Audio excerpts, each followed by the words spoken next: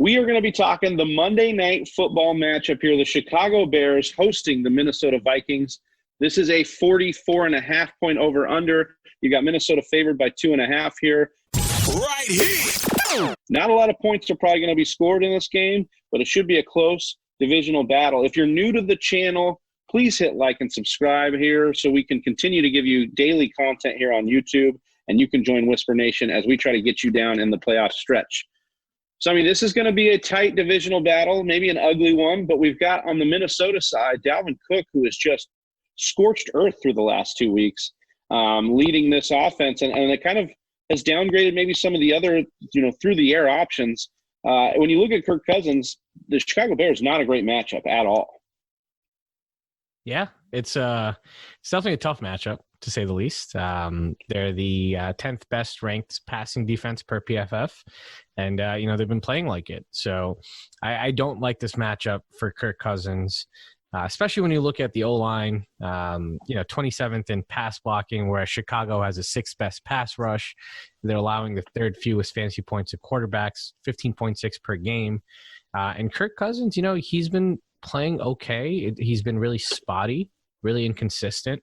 Because if you look, he has a 69.5% adjusted completion percentage under pressure, which is 13th, middle of the pack. But then from a clean pocket, he's tied for second in terms of most interceptions thrown with no pressure. And he's tied with Phillip Rivers with 7. And only Carson Wentz has more with 8.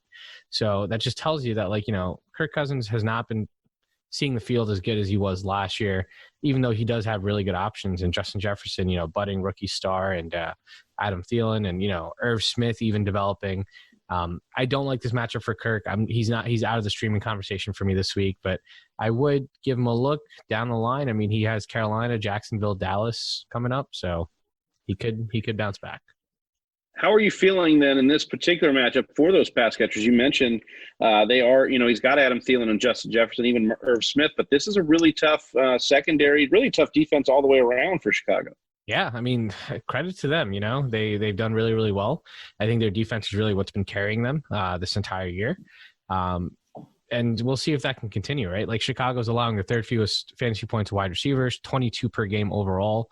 Especially, Kyle Fuller on the outside. If Adam Thielen's seeing him on the outside usually this game, Kyle Fuller's been allowing 48.1% catch rate, just 9.8 yards per reception. He's allowed just 1 touchdown through 9 games, and that came in week 4 against Indy.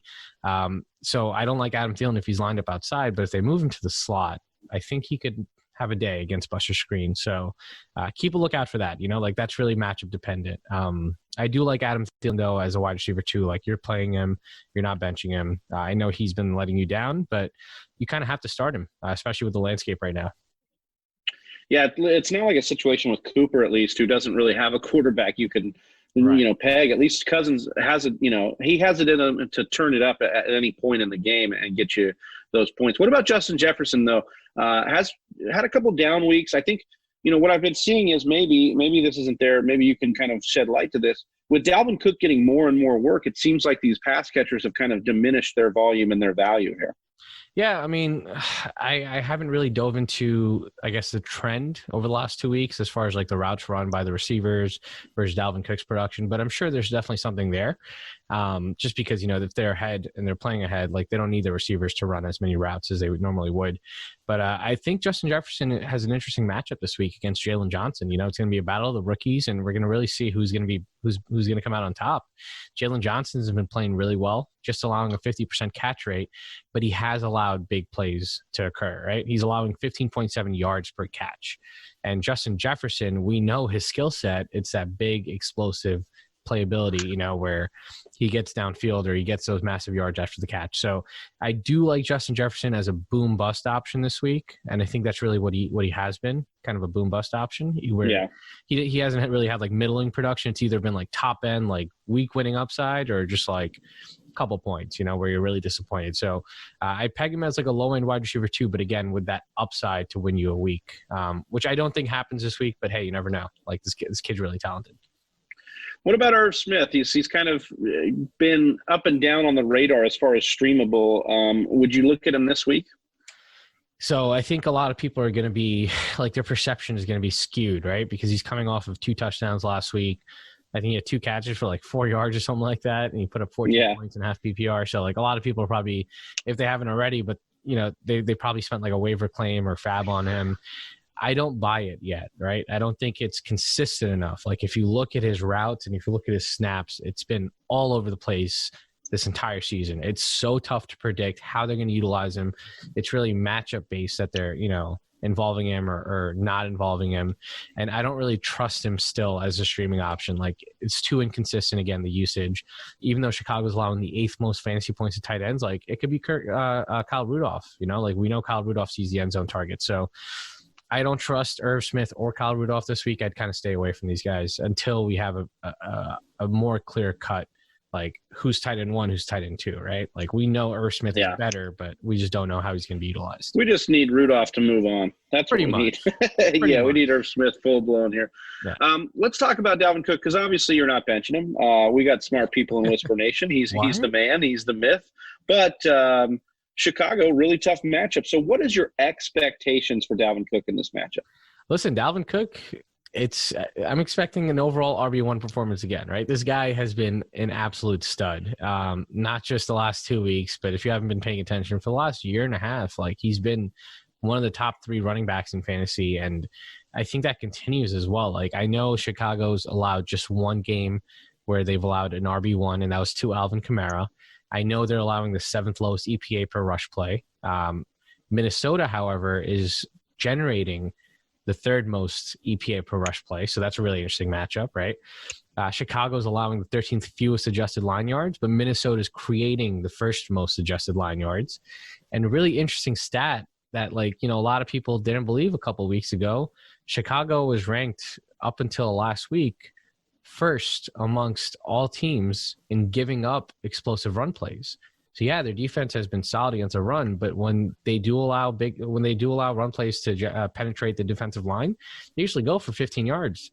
That's a terrifying stat if you're going against Dalvin Cook this week in fantasy football. It is. So I do think there is potential here for Dalvin, to rip off another long run like we've seen him do consistently over the last 2 weeks, but I wouldn't be surprised if they did stymie this run game. I do think the Chicago defense is good enough, but I also think the Minnesota run game and the scheme overall, that Gary Kubiak zone run scheme, I think it's really good. It suits Dalvin Cook really well, and I think it can overcome this defense. Something's got to give, right? Something. On the other side of the ball, the Chicago, something's got to give with Nick Foles. Doesn't give up on Nick Foles here because he seems to be that lame duck. Nagy probably wants to get rid of him, move on from him. But with the Trubisky injury, he's not able to. And it's really just affecting not only Nick Foles, but this offense overall. Yeah. He's like you said it perfectly. He's a lame duck, right? Like Nagy wants to put Trubisky back in there because he realizes he made a big mistake thinking that Nick Foles was going to do something. He really hasn't. And it's kind of like, what do you do at this point? You kind of just have to throw him out there and hope for the best. It's concerning because Nick Foles, from a clean pocket, he ranks 29th in adjusted completion percentage, which is kind of crazy, right? Like you'd expect a Super Bowl champion to be a little bit better.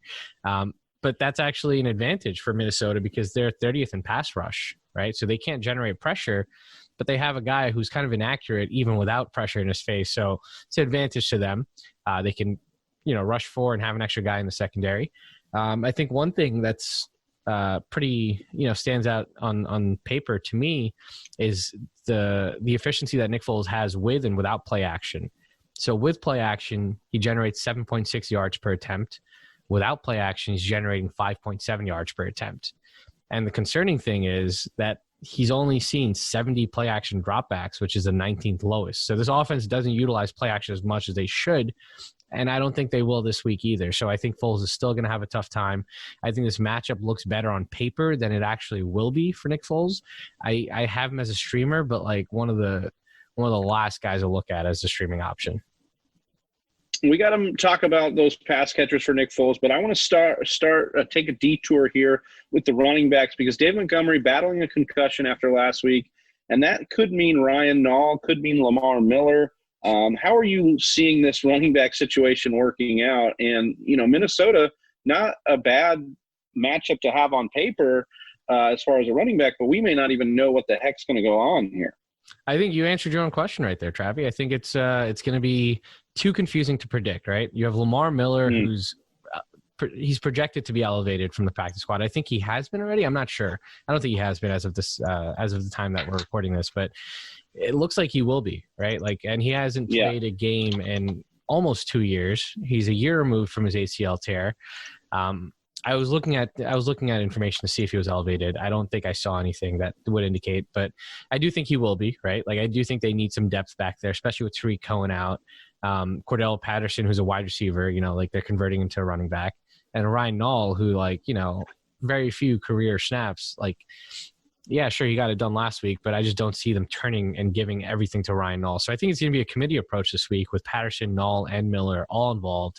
I think Nall is the most intriguing as a pass catching option, whereas Cordell Patterson, early downs, sure. And we saw Ryan Nall, 4 for 4, I think, last week. He caught a touchdown as well. So, I mean, you could do worse, but I just don't want to start any of these guys. And, this matchup isn't even as good as it seems on paper. Like, a lot of people are thinking, oh, we can attack Minnesota in every facet of the game. But Minnesota is actually middle of the pack against running backs, 21.7 total points, which is 14th given up to running backs. They're allowing the third lowest explosive run rate out of the entire league at 7.6%. And they're middle of the pack when it comes to EPA per rush play allowed too, at 15th. So it's not the best matchup on paper, so I'm just not going to touch it at all. Yeah, I think that's the right call here. And it actually makes me think, I was tossing and turning between Chicago's defense or Minnesota's defense as a streamable play this week. And I'm actually going to go with Minnesota. I think Chicago's been so bad. They've allowed so many, recently so many good finishes against them.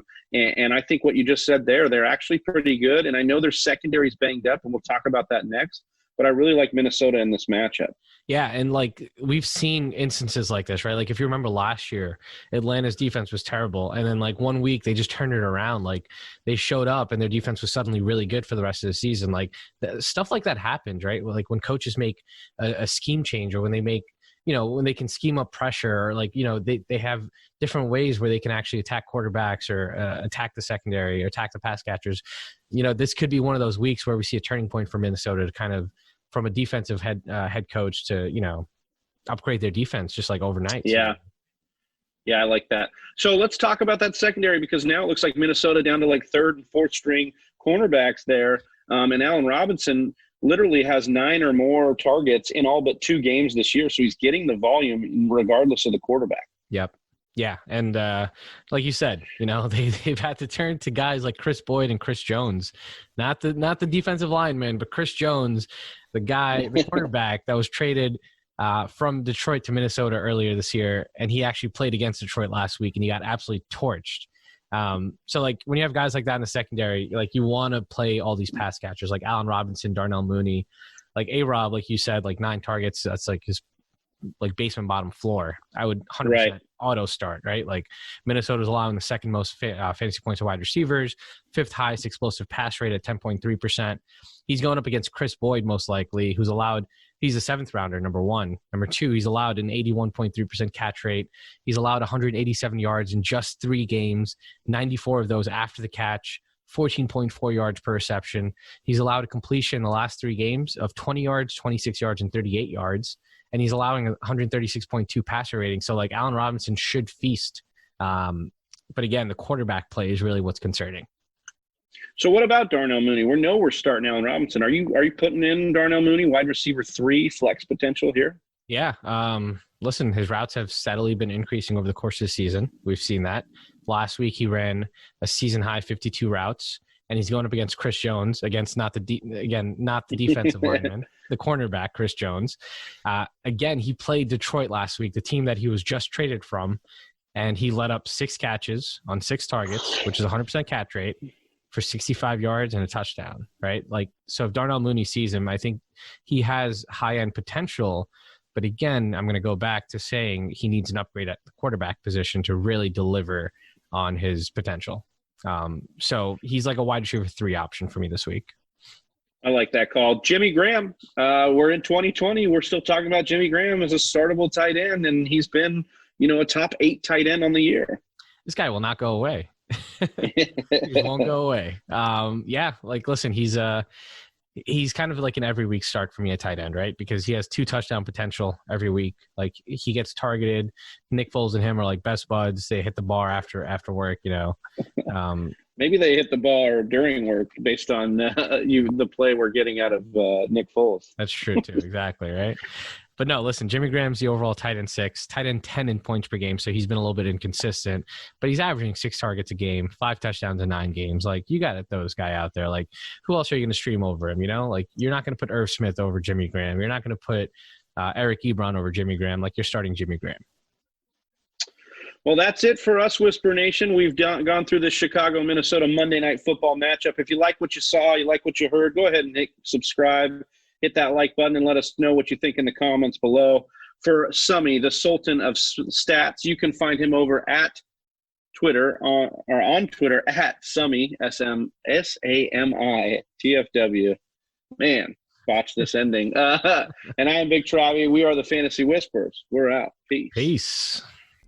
Thank you for listening to the Fantasy Whisperers podcast. You can hear more from John and Travis on Google Play, SoundCloud, and iTunes. You can also follow us on Instagram, Facebook, and Twitter at TF Whisperers.